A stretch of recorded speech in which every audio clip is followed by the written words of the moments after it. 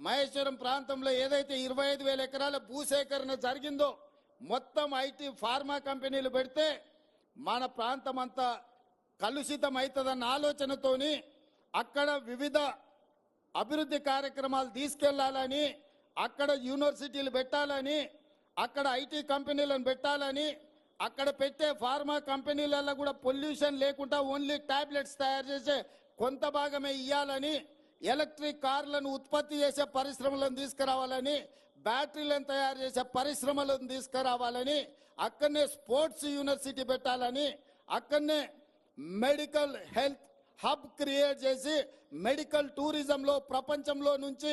ఎవరికి ఏ వైద్యం కావాలన్నా మన హైదరాబాద్ ఎయిర్పోర్ట్ నుంచి మన రంగారెడ్డి జిల్లాలో ఒక మెడికల్ టూరిజంని అక్కడ ఎస్టాబ్లిష్ చేయాలని ప్రణాళికలన్నీ